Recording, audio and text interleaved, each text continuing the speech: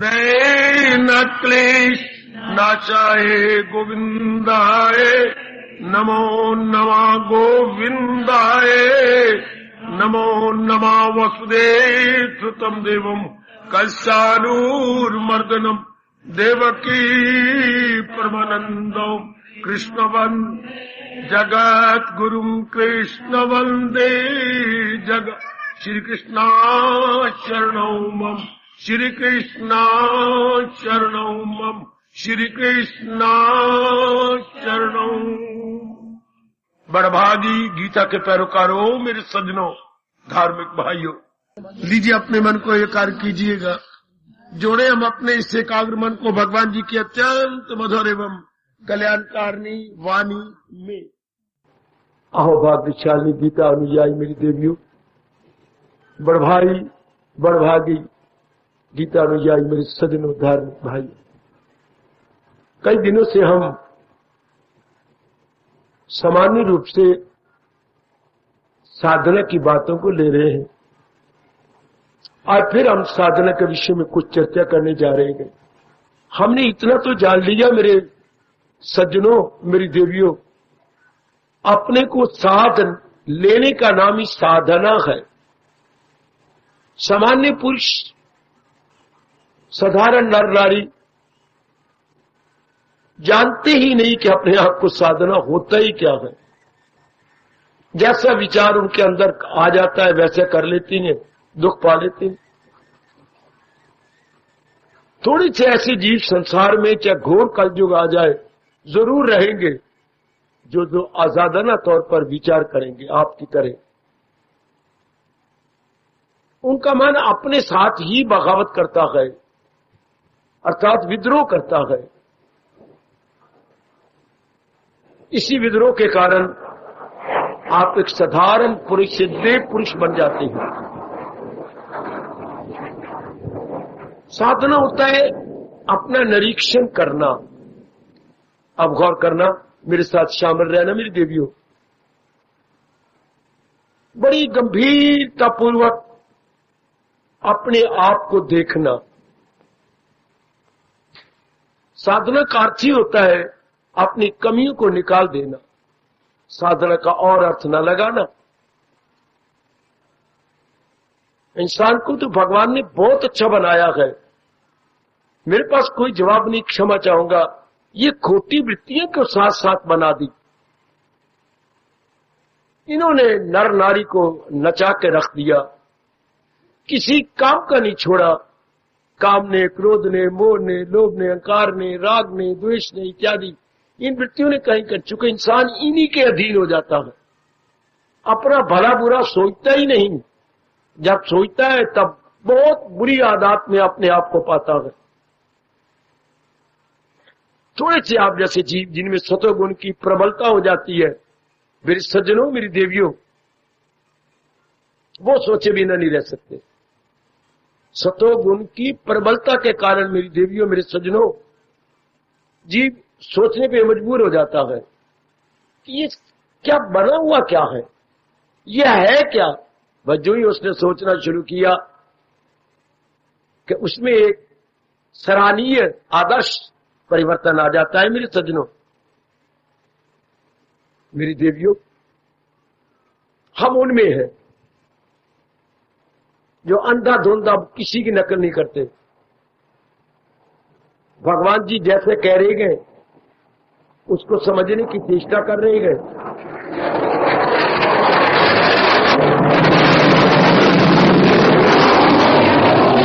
और समझी हुई बात को अपनाने में लग गए। ये सबसे बड़ी बात है, जो समझी हुई बात को आप अपनाने में लग जाती है। अपनाने की शक्ति भगवान किसी किसी को देता है।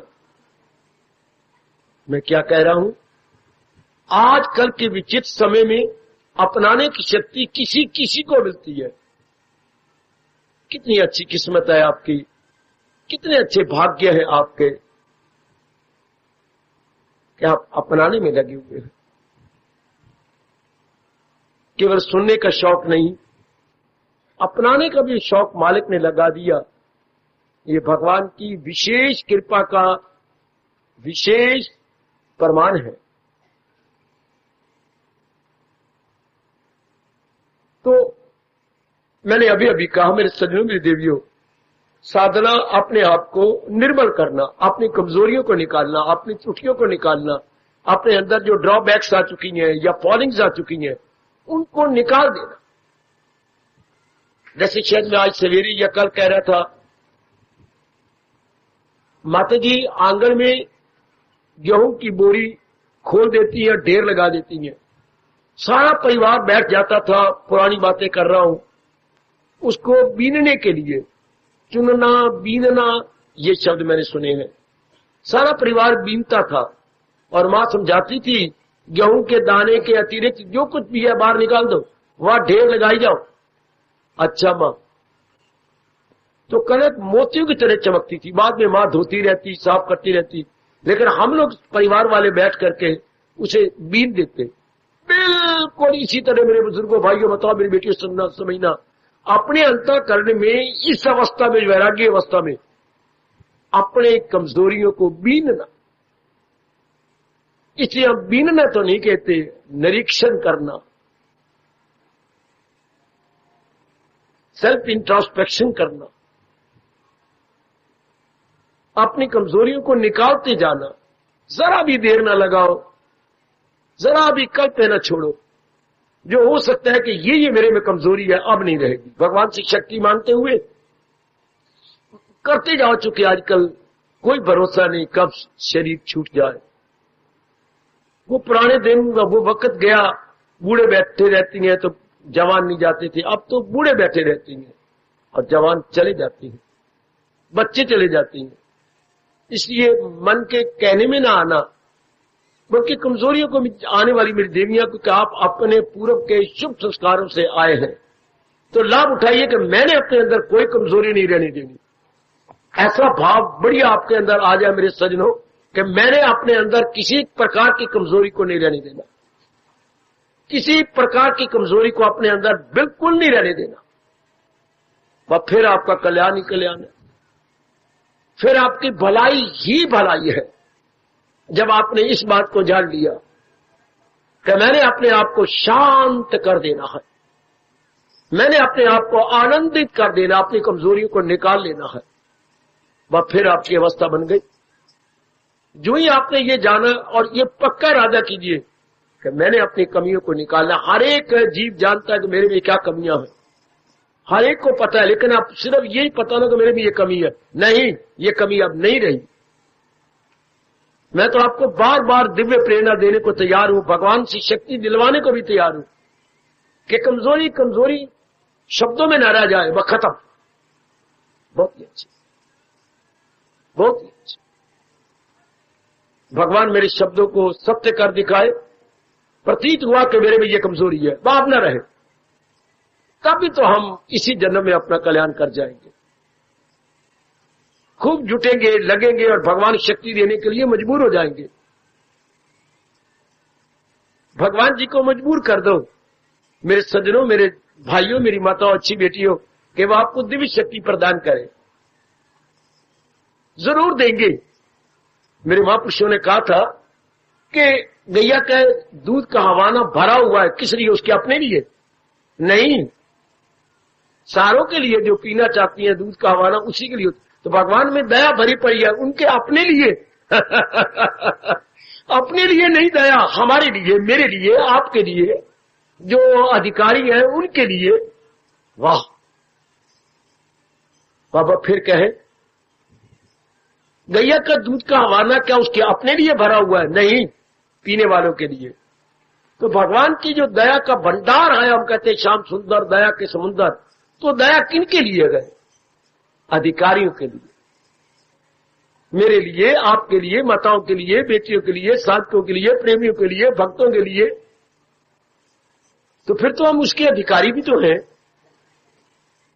भाई एक बार अपने सच्चे मन से जुट जाओ, और जुट जाने का मतलब ये होता है केवल मंदिर आना नहीं, कि मंदिर सिर्फ गीता पढ़ना नहीं, तो अपनी कमजोरियों को अनुभव करके निकाल देना। यह है ठोस रूप में सत्संग का लाभ, गीता सुनने पढ़ने का लाभ। कमजोरी ना रहे मेरी बेटी। यदि हम इसी जन्म में अपना कल्याण करना चाहते, कमजोरी न रहे। भगवान ने जब जीव बनाए हैं तो अपने में से बनाए ना, तो फिर हम में और उनमें फर्क क्या आ गया? उन्होंने अपने में से बनाए। हाँ, मिट्टी का एक बहुत बड़ा लोधा है, उसी में से बर्तन बने हैं मिट्टी के। वो मेरे संजो सोचो ना, मिट्टी का बहुत बड़ा लोधा है जो कुम्हार ने तैयार किया है गूंथ गूंथ के, तो बर्तन कहां से बन रहे हैं? उसी लोधे में से। तो फिर बर्तन में और लोधे में क्या अंतर हुआ? कुछ भी अंतर नहीं। चंद दिनों के बाद फिर प्रश्न करना, हाँ बाबा क्या अंतर हुआ?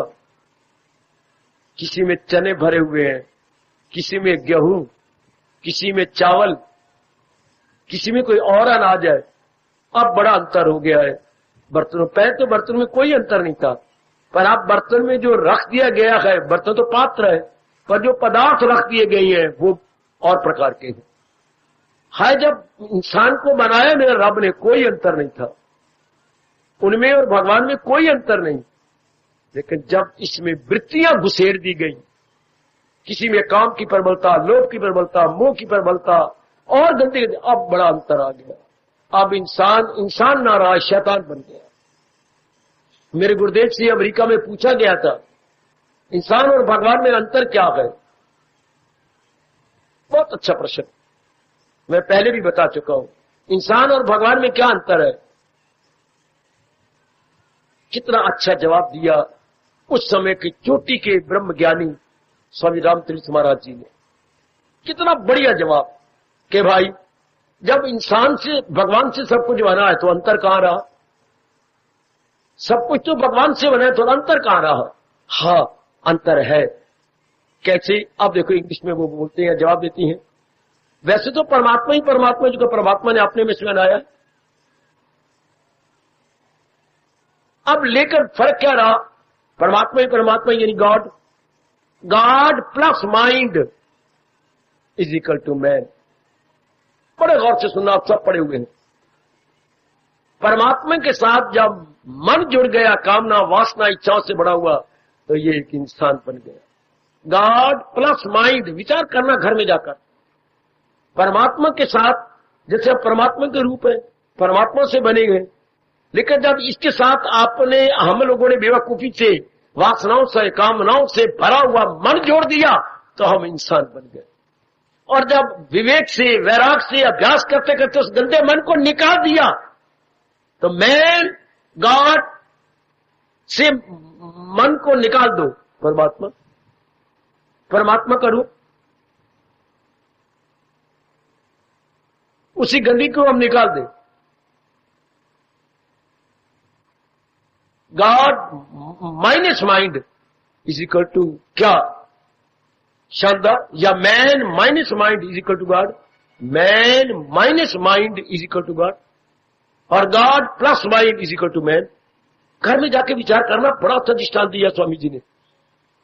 सिर्फ मन करके है ना, हाय, मन करके इंसान लाख का भी है, मन करके इंसान कख का भी है। अगर हमने नकारात्मक वृत्तियों वाला मन मिला लिया तो हम कख के बन गए, और उसी साधना करके, जाप करके, भजन करके, विवेक करके, वैराग करके, सत्संग करके उस गलाजत से भरे हुए मन को निकाल दिया, इंसान भगवान का रूप है। ऐसा सोचते हुए अपने को पक्का करो कि मैंने अपनी गलतियों को निकाल देना है। वो जो मेरे साथ गंदगी से भरा हुआ काम, क्रोध, वो लोभ इत्यादि का मन जोड़ा गया, मैंने इस मन को निकाल देना है। आभारी जन भाई है, हाँ, मेरी और आपकी तरह है, लेकिन नहीं। जब वो गंदगी का थैला अपनी बगल में, थैला न कहूं, टोकरी कहूं, और उसमें से मल मूत्र चूरा गए, तब तो हम उसे चूरा कहेंगे। और यदि वो अपने घरों से कमाई कर ले और नहा धो ले, तब छाती से लगा के हम इंसान कहेंगे अपनी तरह। तब इंसान शैतान है यदि उसने अपने साथ गंदी वृत्तियां लगा रखी हैं। ओ मेरे सजनों, ओ मेरी सुनो, ओ मेरी सुनो, ओ मेरी तर जाने वाली माताओं, मैं गिड़गिड़ा के कह रहा हूं, जब इन्हीं गंदी वृत्तियों के सत्संग में आकर भगवान की गीता की बदौलत निकाल देती है, इंसान रब का रूप है। फिर इंसान को रब का रूप न कहना पाप है। उनमें क्या फर्क रहा? ये भी गंदी वृत्ति, जैसे मैंने अभी अभी कहा था। अगर हरी जन्म से वो गंध निकाल दिया जाए, जो गंदा छाबड़ी लगा रखी है उसने अपने पास, वो निकल जाए, तो वो मेरे और आपकी तरह गए। As good as you and me, you are I. हाँ, और जब तक वो नहीं निकालता और गंध चूरा है, तब तो हम चूरा कहेंगे। बिल्कुल, इंसान तब तक तो चूड़े से भी बदतर है अगर गंदी वृत्तियां उसके साथ है। अगर गंदी वृत्तियां उससे जैसे आप निकाल रहे हैं, अभ्यास करके विवेक में के, अब आप क्या बन रही हैं? आप दैवी पुरुष बन रही है, देव पुरुष बन रही है। एक एनिमल मैन से सुपरमैन, कितनी अच्छी दर्जा हो जाती है। मैं इसी तरह अनुरोध पूर्वक आपसे कह रहा हूं, बेटे अपनी गलतियां आप सब जानती हैं, गलतियों को न रहने दो। मैं अपनी कसम दिलाऊंगा, अपनी गीता की कसम दिलाऊंगा, गलती आपको पता है ये मेरे में त्रुटि है, न रहे, ये मेरे में कमजोरी है, बस ये मेरे में ना रहे। भगवान की कसम मेरे में नहीं रह सकती, तब तक मेरे में थी जब मैंने रियलाइज नहीं किया। अब मेरे में एहसास का मादा पैदा हो चुका, अब मैंने नहीं रह सकती, नहीं रह सकती, नहीं रह सकती गई। चूंकि उधर भगवान मुस्कुरा रहे हैं, इसे भी समझ ले कि साधु है वो, इरादे में नेकी के यक्ष है। इसने पक्का इरादा कर लिया, इसलिए इसको साधु। अभी कह दो, वो वाह शहनशाह, वाह मेरी परमात्मा, वाह मेरे नारायण, अभी कह दो, भगवान कहो कि ये महात्मा है। मैं 1000 बार कहने को तैयार हूं, क्योंकि इसने पक्का इरादा कर लिया है, ये धर्मात्मा जल्द हो जाएगा, करार हो सकूं टाइम नहीं पाएगा, सदा रहने वाली शांति को ये मेरे से पालेगा।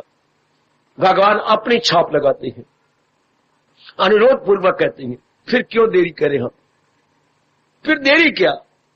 जब हम पुरुषार्थ करेंगे तब भगवान कहती हैं तेरे पाप सब दूर। आप तो भूल जाती हैं, मैं नहीं भूल सकता। ये भगवान का करारा करारा इकरारनामा, करारा करारा इकरारनामा, तेरे पाप सब दूर कर दूंगा मैं, ना गम की हो। आंसू पूछते हुए भगवान कह रहे हैं, रोता क्यों है? न गम की हो, मैं मसरूर करूंगा, आनंदित करूंगा, तुझे छका दूंगा। पहले कर पुरुषार्थ करके पसीना तो वहा, पुरुषार्थ कर करके जरा जुट तो जा, लग तो जा, तेरे पाप सब दूर, तू तो कुछ दूर कर ही लेगा, बाकी मैं करूंगा। आए हाय, किसी शास्त्र में ऐसा नहीं लिखा गया कि मोक्षिष्यामि मां शुचा, तेरे पापों को मैं दूर करूंगा, पर तू मुझे नजर तो आए करता हुआ, जुड़ता हुआ, लगता हुआ। जी वो फिर भी आप देर करें, मैं अब क्या शब्द लगाऊं? मेरी छोटी सी बुद्धि की डिक्शनरी में कोई शब्द भी तो नहीं है। मेरा शब्द कोश कांप उठता है। बच्चों, आपको बहुत कुछ पता लग चुका है, अब न देर लगाओ, अब सारी कमजोरियों को दूर कर दो। कोई पता नहीं आज शरीर है कल नहीं है, इसलिए क्यों छोड़े, मैं कर लूंगी, मेरी उम्र ही क्या है। ये ना कहा करो बच्चों, आज धोखा है, मन धोखा देता है। मेरी उम्र ही क्या है, मैं छोटी उम्र की हूं, अभी है क्या, मैं कर लूंगा नहीं, धोखा खा जाओगे। मैं आपको गर्मा गर्म चेतावनी देने के लिए तो आया हूं, ना इस धोखे में ना रहना। अनेकों नहीं सैकड़ों व्यक्ति इस धोखे में आ गया। अभी मेरी उम्र ही क्या है, अरमान लेके मर गए, एक्सीडेंट हो गया, बुखार चढ़ गया, सरसाम हो गया, वो विचार उनके साथ ही चला गया। इसलिए इस काम को पेंडिंग नहीं करना, इस काम को स्थगित नहीं करना। बस मैंने किया और मैंने रियलाइज किया और मैंने कर लिया। हाय मेरे शब्दों को चिरतार्थ करो, मैं तो आपका भगवान के नंबर 2 पर हितैषी हूं। परम हितैषी तो वो है, नंबर 2 अपना हितैषी होता है, जो हमें समझाए, बताए, उठाए, जगाए। रियलाइज कर लो कि बस अब मेरे में त्रुटि नहीं रहेगी, अब मेरे में ये कमजोरी नहीं रहेगी। बस आगे भगवान ताकत दे रही है, उन्होंने वचन दे रखे हैं, बड़े बड़े वचन दे रखे। तू ज्ञान नैया पे हो जा सवार, कितना गजों का वचन है कर्म योग के अंदर। तू मेरी ज्ञान नैया, भगवान कह रहे हैं तू ज्ञान नैया पे हो जा सवार। क्या होगा ज्ञान नैया? गुनाहों के सागर से कर देगी पार। ये जो सागर, भव सागर भरा हुआ है पापों से, तू इससे तर जाएगा। वाह वाह मेरे सरताज, मेरे मन के राजा, वाह! इतना आश्वासन कौन देगा महाराज जी की सिवा? भगवान की सिवा इतना आश्वासन कोई नहीं दे सकता, जरूरत ही कोई नहीं करेगा। ये हमारे महाराज जी को शोभा देता है कि आश्वासन देना, आपको एश्योरेंस देना, ये महाराज जी को शोभा देता है। और आपको शोभा देता है जरा भी देर न लगाना, जरा भी कल तक न छोड़ना।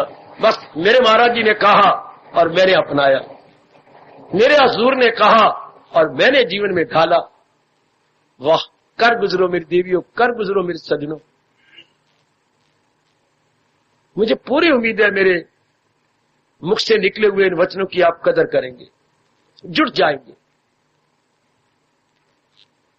हमारे अनुभवी महापुरुष हम छोटी बुद्धि रखने वालों को एक अच्छे ढंग से समझाते हैं। हाय मैं क्या कहूं, उनका एहसान मैं और आप उतारेंगे कैसे? नहीं उतर सकते। फिर भी वो कहते अपना लो, तो उनके एहसान उतर जाएंगे। वो कहती है आप जैसों को समझाती है, जरा गौर से सुनना मेरी देवी, जरा गौर से सुनना। छोटी बुद्धि वालों के लिए कितने अच्छे दृष्टांत दे देती हैं, ताकि हम छोटी बुद्धि वाले भी उस दृष्टांत द्वारा अपनी इन गहराई में जा रही बात को समझ जाए। फरमाती हैं साधक भी 3 प्रकार के होते हैं। हमारे भी बैठे हुए हैं साधना करने वाले, कल्याण चाहने वाले, अपनी मुक्ति चाहने वाले। मेरे सजनों, मेरी देवियों, 3 प्रकार के होते हैं। 3 प्रकार के, हां, चाल से कहा गया, चाल, कि उनकी चाल 3 प्रकार की होती है। चाल चाल साधकों की, जी सरकार, रफ्तार कह लो, गति कह लो। उनकी इस मार्ग में गति 3 प्रकार की होती है। 3 प्रकार के कौन कौन से? एक तो चींटी जैसी साधक चींटी जैसे, हां। बाबा नंबर 2 कौन होती है? नंबर 2 बंदर जैसे होती हैं। बंदर की गति रखने वाले, वो चींटी की गति रखने वाले, ये बंदर ही गति रखे। नंबर 2। नंबर 3 कौन होती है? पक्षी की गति रखने वाले। ओए होए होए होए, भला हो महापुरुषों, आपका भला हो। दृष्टांत देखिए कितना आसान कर रहे हैं और हमें कितना उत्साह भर रहे हैं। 3 प्रकार के साधक, जी सरकार, साधना करने वाले। और जरा पहले पर विचार करें, चींटी की गति से चलने वाले साधक, चींटी की गति से चलने वाले साधक, ये कौन है? अभी जो नए नए आए गए, ये धीरे धीरे चलेंगे और फिर रुक भी जाएंगे। 10 दिन आए, 10 दिन नहीं आए, जैसे चींटी रुक जाती है किसी कारणवश, फिर वो आगे चल पड़ती है, फिर आगे कोई मकौड़ा आ जाता है, फिर पता नहीं क्या हो जाता है, एक साइड पे हो जाती है, फिर रुक जाती है। ये वो नए नए साधक है, न्यू कमर्स। ये घर में कोई हालात हो गए, ऐसे बिगड़ गया, कुछ सेहत खराब हो गई या और कोई गड़बड़ मच गई मेरी देवियों, तो ये चींटी वाली चाल वाली, इनको बड़ी देर लगती है। चींटी पहुंच तो जाती है अपने घर में, वो जिस मिल्क के अंदर वो रहती है, लेकिन बड़ी देर लगा के पहुंचेगी, रुकती जाएगी, ठहरती जाएगी, घबराती जाएगी, कहीं मर ना जाऊं, कहीं कुचल ना जाऊं, कुछ और गड़बड़ न मच जाए। ये वो साधक है जो नए नए आ रहे हैं, कुछ शिकवे देंगे, कुछ गिले देंगे, कोई परमात्मा को सुनाएंगे, इतनी मुद्दत से आ रही हूं, फिर भी बुखार नहीं जाता मेरा, फिर भी घर में कमियां हैं, फिर भी हमारे घर में ये है वो है। ऐसे धीरे धीरे चलती हैं, शिकवे दे के, गिले दे के।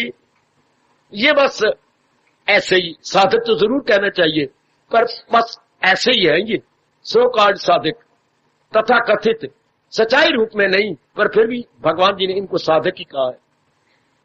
फिर भी साधना करने वाले के क्योंकि सत्संग में आते हैं ना, कुछ न कुछ तो लगन है ही ना, वरना इधर एक पग भी न रखते।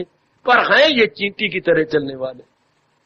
हर एक, मेरी मैया, मेरी बेटी, मेरे बुजुर्ग, मेरे भाई, जरा देखें, भगवान करे इनमें आपका नाम ना आए, चींटियों में आपका नाम ना आए। इनको बड़ी देर लगती है, रुके तो रुक गए। ये माल गाड़ी की तरह है, इनको सिग्नल मिलता ही नहीं, बहुत मंद गति से ये चलते हैं। इसलिए इनको कई जन्म भी लग जाते हैं, कई वर्ष भी लग जाएंगे। अच्छा बाबा, बड़ी रुकावटें होती हैं इन नए साधकों को, बड़ी रुकावटें।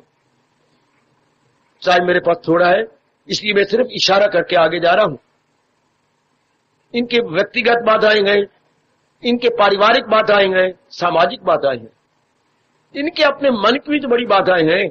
सबसे बड़ी बाधा है कि इनको अटूट श्रद्धा भी तो नहीं, अटूट नहीं है तो सही, पर अटूट नहीं है, आपकी तरह नहीं है। इसलिए इनको महापुरुषों ने कहा ये तो चींटी की गति से चलने वाले साधक है। आगे बढ़े। दूसरे कौन है? दूसरे है बंदर की गति से चलने वाले। ओह, ये वृक्षों की ऐसी तैसी फेर देता है बंदर। ओ मारी छलांग, वो गया, वहां से मारी छलांग, वो गया, उधर से मारी छलांग, वो गया, और आगे वो जाना चाहता है वो परले वृक्ष पर। तो ये बड़ा लंबा फासला है, अरमान लेके रह जाता, नहीं जा सकता। पीछे भी जाने का दिल नहीं चाहता होगा तो मैं उस वृक्ष पे जाऊं, तो बड़ा दूर है। ये नंबर 2 का साधक चाहता है बानर की तरह खूब जाप करेगा, भजन करेगा, सिमरन करेगा, खूब अटपहरी रोटी खाएगा, लेकिन ये चाहता है मैं जल्दी जल्दी वहां तक पहुंच जाऊं, नहीं जा सकता। इतनी पहुंच नहीं, इतना वैराग नहीं, इतना विवेक नहीं, इतनी साधना नहीं, इतनी लगन नहीं। तरसता है कि मैं भी जल्दी निकल जाऊं, मैं भी मेडिटेशन में बैठ जाऊं। ये बंदर कहता है ओ परले वृक्ष तक पहुंच नहीं जा सकेगा, क्योंकि डिस्टेंस बहुत ज्यादा है। इनको हमारे महापुरुष ने कहा, बानर की गति से साधना करने वाले साधक, कहीं आप इनमें तो नहीं? बताओ बेटियों, कहीं भगवान ने आपका नाम इनमें तो नहीं लिखा हुआ? क्या आपकी बानर की गति है? आप करना चाहती हैं कि मैं उड़ारी मार जाऊं, पर इतनी अवस्था भी तो हो अंदर, इतना तेज वैराग भी तो हो, वैराग सिर से चढ़कर बोल भी तो रहा हो, इतनी एकाग्रता भी तो हो। छाती पकड़ के आप रह जाती हैं, अरमान लेके रह जाती हैं कि जैसे ये कह रही है मैं भी ऐसे बन जाऊं, मैं जरा भी देर ना लगाऊं और ऐसे बन जाऊं, पर मैं क्या करूं? आपके मुख से क्या नहीं, मेरे संस्कार ही मेरे साथ नहीं दे रहे। चाहता तो मैं भी दिलो जान से कि मैं ऐसा बन जाऊं जैसे ये हमें प्रेरणा देती हैं, पर मन की मन में रह जाती है, जो कि संस्कार पूर्व के शुभ कर्म मेरा साथ नहीं देते। मेरे मन में कुछ का कुछ हो जाता है, पर मेरा वश नहीं चलता।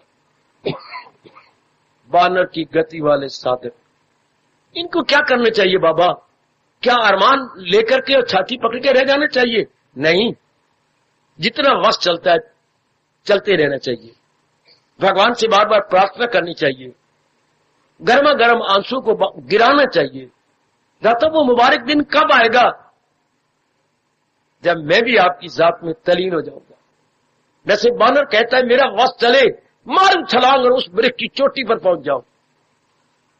हे दाता वो जरा भी देर न लगे और मैं आपकी जात में तलीन हो जाऊं। क्या कभी आप मेरे लिए भी कहेंगे पहुंचकर जहां से न लौटे कोई?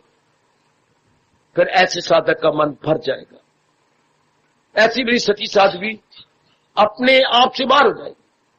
वो दिन कब आएगा मेरे मालिक मेरी जिंदगी में कि मैं अरमान लेके मरूंगी? आपने तो कहा है लगाई थी लौ जिससे हासिल हो वो। क्या मेरी लौ में कमी, मेरी एकाग्रता में कमी, मेरे जुटाव में कमी है दाता? साइन ऑफ इंटरोगेशन लगा रहता, अर्थात प्रश्न बोधक चिन्ह अपने स्थान से हिलता नहीं, वहीं खड़ा है। मेरे मालिक जरूर रिमूव करेंगे। प्राय आप सब के सब इसी नंबर 2 के जुमरे में आ रहे हैं। वानर की गति से उड़ारी मारने वाले साधक। उड़ारियां तो भर लेते हैं आप, हजारों में जाप भी कर लेंगे। आपने लाखों में कापी भर लिया है तू ही तू की, कितना कुछ आपने कर लिया, लेकिन जरा अपने अंदर गोता मार के तो देखो क्या हुआ मेरे से? ठोस तो कुछ हुआ नहीं। कितना आपने दान किया, सेवा की, जो कुछ आपसे बनता है समय समय अनुसार आप करते रहती हैं, लेकिन जरा गोता तो मारिए। गुम क्यों नहीं हो गए आप अपने अंदर? तलीन क्यों नहीं हो गए अपने अंदर? आए, यही बात तो हमें खाती है। हो गए हम बांदर की गति वाले कि जहां हम जाना चाहती हैं वहां उड़ारी नहीं भर सकते। जो हम करना चाहती हैं इतना हम कर ही नहीं पाते। क्या करना चाहिए? मालिक से प्रार्थना करके जुटे रहना चाहिए, लगे रहना चाहिए। आप ही के लिए मेरे भगवान ने कहा घबरा नहीं, तू जाए पनाह उसी को बना। अपनी शरण की स्थान अपने मालिक को, पक्का स्थान अपने मालिक के, और मालिक की प्रार्थना करना, अपने जाप को बढ़ाना। निराशा में न जाइए, जाएंगे तो सही, मैं कह तो रहा हूं, पर फिर भी नहीं निराशा में नहीं जाइए। अपनी भगवान पर आस बनाए रखो, अपने भगवान पर पूरी उम्मीदें बनाए रखो, जो उन्होंने आपके लिए बड़े वचन दे रखे हैं। अपनी कमियों को दूर करो, जहां से मैंने भाषण शुरू किया था। जो भी हमें नजर आते हैं कि ये मेरी में कमियां, बस ये must be removed, not only verbally but practically. High not verbally but practical, सिर्फ मौखिक रूप से नहीं बल्कि व्यवहारिक रूप में, क्रियात्मक रूप में हमारी कमी। हर वस्तु, हर प्राणी पदार्थ उम्मीद पे कायम है मेरे बच्चे। इसकी जरूर आशा बनाए रखो कि वो मुबारक दिन मेरी जिंदगी में भी आएगा, जरूर आएगा, कि मैं भी अपने मालिक के योग्य बन जाऊंगी। चलो अभी मेरी गति वानर वाली सही, वानर वाली मेरी उड़ारी सही, लेकिन that very day is fast approaching, जब मैं अपने आप को अपने कन्हैया के योग्य पालूंगा, अपने मालिक के योग्य बनाऊंगा। चलो नंबर 3, यह है पक्षी की गति से उड़ारी भरने वाले अभाग्यशाली साधक। इनके मार्ग में कोई बाधा नहीं। ये लंबी उड़ारियां भरते चले जा रहे हैं, जरा भर भी पीछे मुड़ के नहीं देखते। कोई रुकावट इनके मार्ग में न डालता है, न डाल सकता है। ये अपनी मस्ती में आगे ही आगे मंजिलों को तय करते जा रहे हैं। ये कौन है? फरिश्ते हैं, देवता गई? ये कौन है? ये योग भ्रष्ट है, योग भ्रष्ट। इनको हमारे मालिक 6 अध्याय में कहते हैं ये योग भ्रष्ट।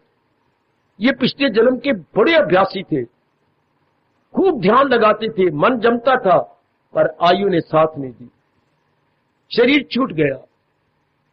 इनको फिर ऐसे योगी के घराने में जन्म लेना पड़ा, जहां मां बाप खुद अभ्यासी थे, योग कमाते थे, जाप करते थे लाखों में, वातावरण बहुत ही पवित्र, और एक एक बच्चा उनके यहां पैदा हुआ, न पहले हुआ न बाद में हुआ। पूरी सहूलतें इनको इस घराने में मिली हुई हैं, किसी चीज की कमी नहीं। वो हो वरना ऐसे घराने का लाल, जहां योगी आकलो बाकमाल, ये बाकमाल अवस्था में पैदा हुआ है।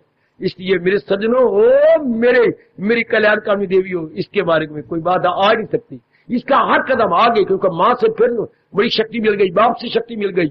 ये छोटी उम्र में ही लंबी उड़ारियां भरने लग गया, पक्षी की तरह फड़फड़ाने लग गया।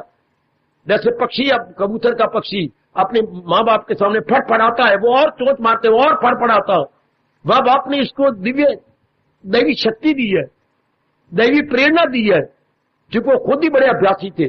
लेकिन माँ बाप को भी हैरान कर गया जब उन्होंने देखा कि 12 साल की उम्र ये ध्यान में बैठा हुआ है, 14 साल की उम्र ये अपने में गुम होता जा रहा है, और हम 70 साल के, 60 साल के हमें पीछे रख गया, और हमारे पेट का बच्चा इतनी आगे बढ़ा हुआ है।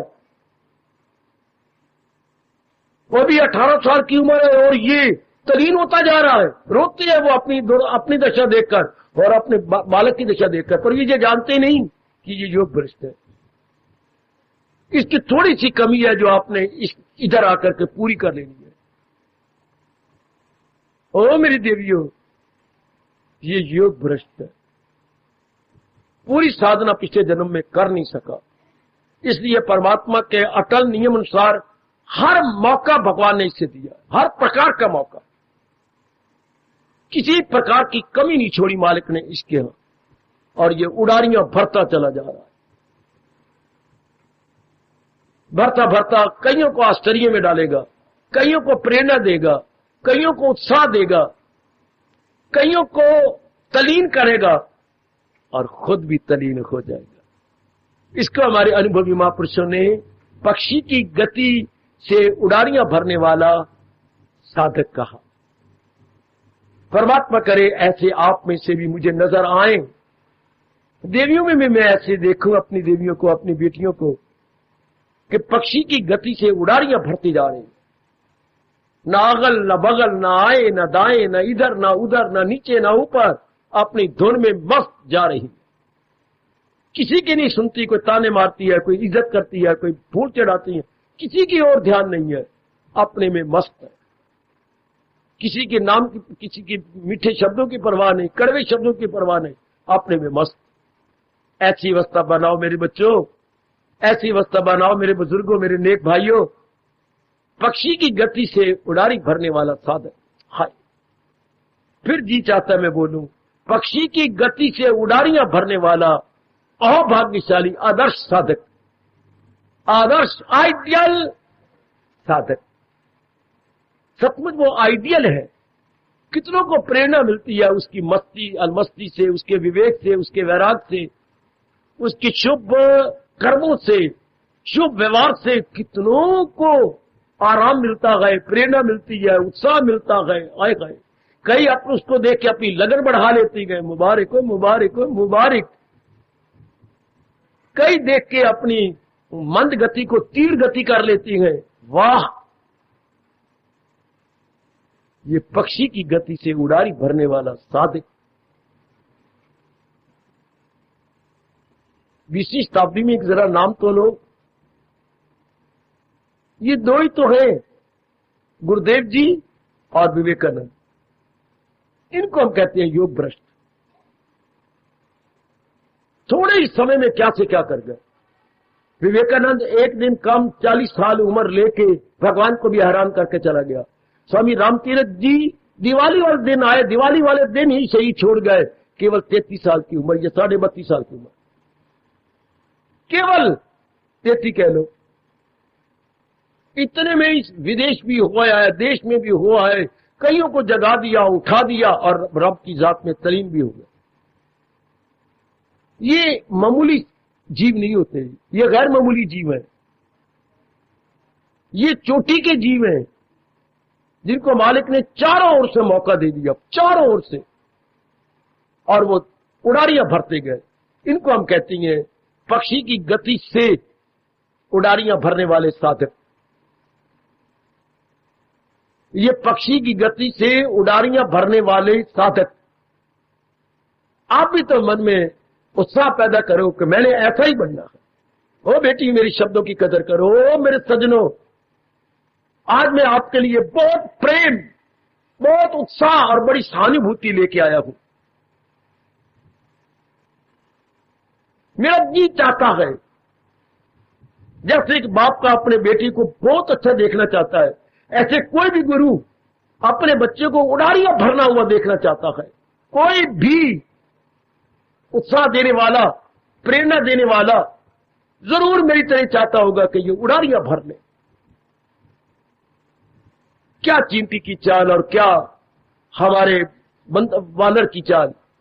चाल है तो ये चाल है, जो कभी चाल है तो ये चाल है, जो कभी बेचाल नहीं होती।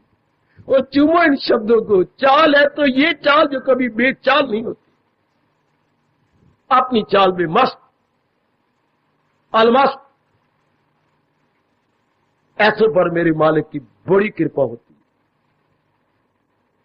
आप सब के सब इसी कैटेगरी में आ जाओ।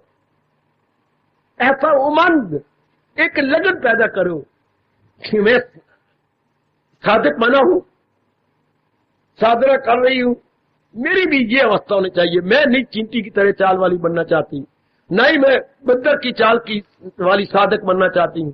मैं तो बनूंगी तो बस ये पक्षी की चाल वाली साधना करने वाला साधक। उड़ारी भरी तो लंबी उड़ारी भर ली और मालिक की जात में तलीन हो गए। ऐसों के लिए ही हमारे इष्ट देव जी ने कहा गए, पहुंचकर जहां से ना लौटे कोई, गए और गए, gone and gone forever. मुबारक हो मेरी नेक जीवन, सत्संग में आने का लाभ तो हुआ, मेरे सुनाने का ठोस लाभ तो हुआ। नारी बन के, मां बन के, पत्नी बन के, फिर भी अभ्यास करते हुए, जुड़ते हुए, मुकाबला करते हुए तीव्र गति से उड़ारी भरने वाली मजा तो आया कि एक बार ने पीछे मुड़ के देखा और हर गतिविधि का मुकाबला करते हुए आप आगे निकलते चले गए। यही भगवान देखना चाहते हैं, पर भगवान जी से पहले तो मैं देखना चाहता हूं कि जीव उड़ारियां भरते जा रहे हैं, अपने आप को रोक सकते ही नहीं। मेरे इष्टदेव की इन पर बड़ी कृपा होती है।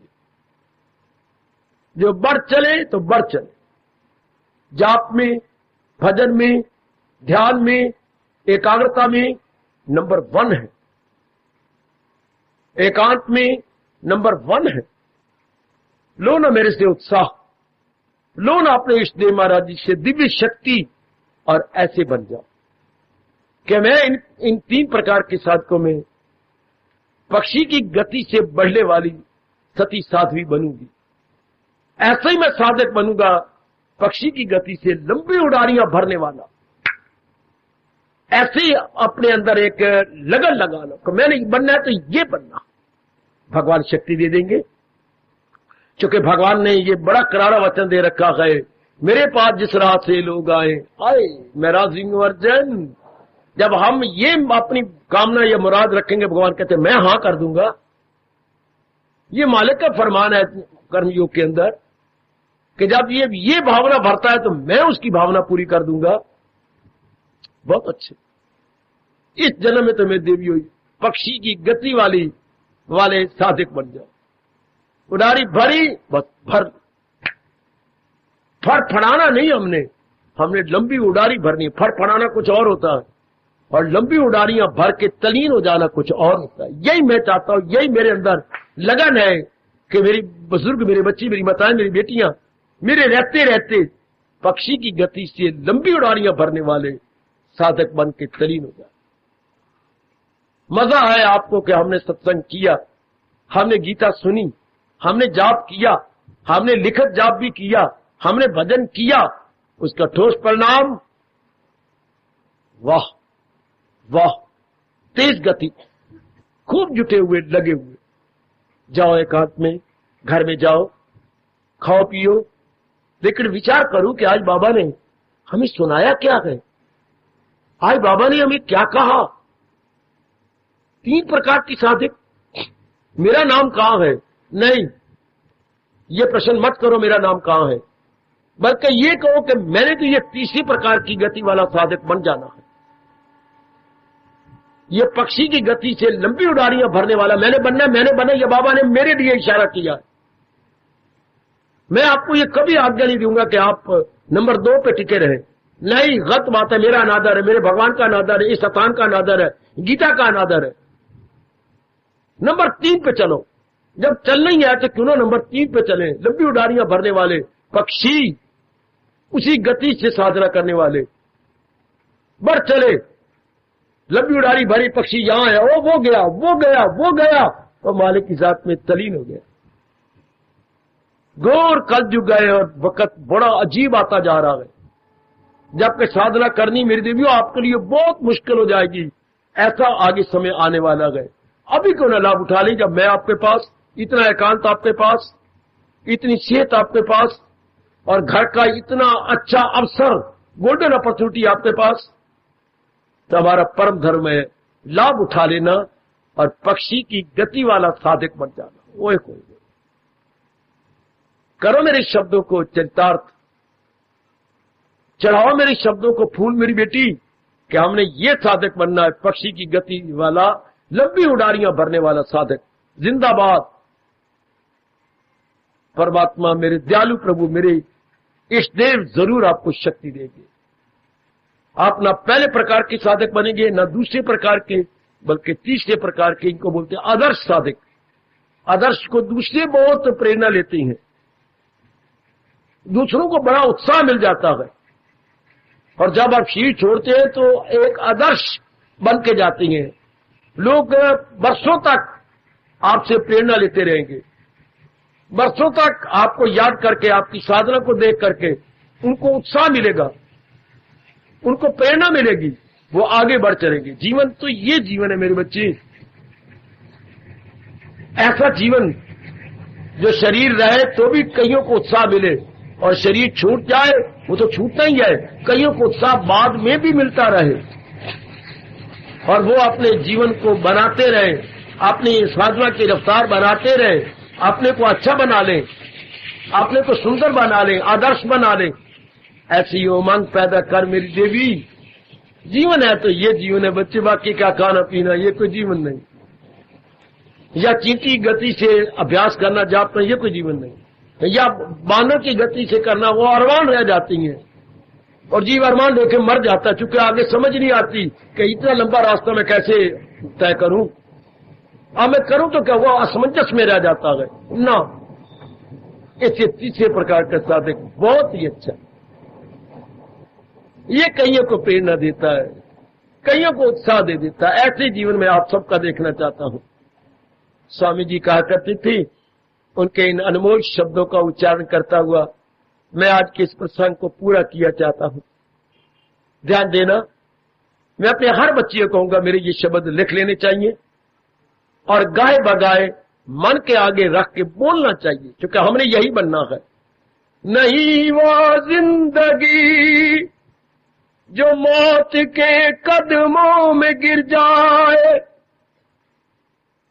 नहीं वो जिंदगी जिसको जहां नफरत से ठुकराए, वही गए जिंदगी जो नाम पाती गए भलाई में, खुदी को छोड़कर जो पहुंच जाती गए खुदाई में, खुदी को छोड़कर जो पहुंच जाती गए खुदाई। नहीं वो जिंदगी जो मौत के कदमों में गिर जाए, नहीं वो जिंदगी जिसको जहां नफरत से ठुकराए, वही गए जिंदगी जो नाम पाती है भलाई में, खुदी को छोड़कर जो पहुंच जाती है खुदाई। परमात्मा मेरे शब्दों को जरूर चितार्थ करेंगे, उन्हीं की शक्ति से बोल रहा हूं, समझा रहा हूं।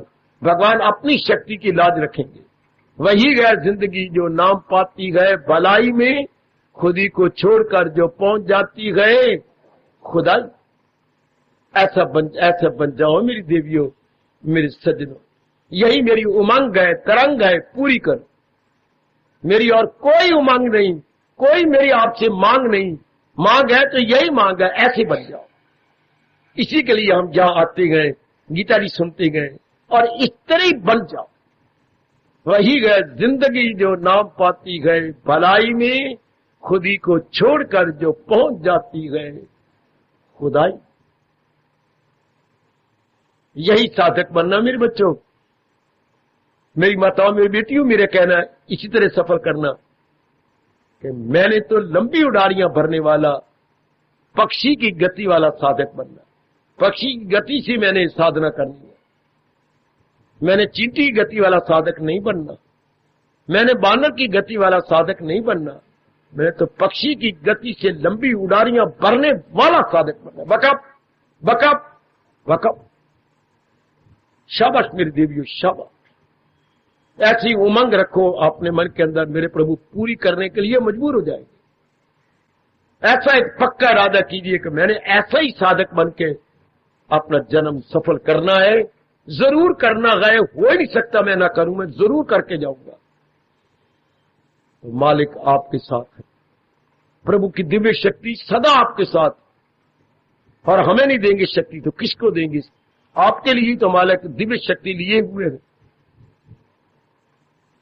मेरे शब्दों को सफल करना मेरे बुजुर्गों, मेरी माताओं और मेरी बेटियों, हार्दिक आशीर्वाद।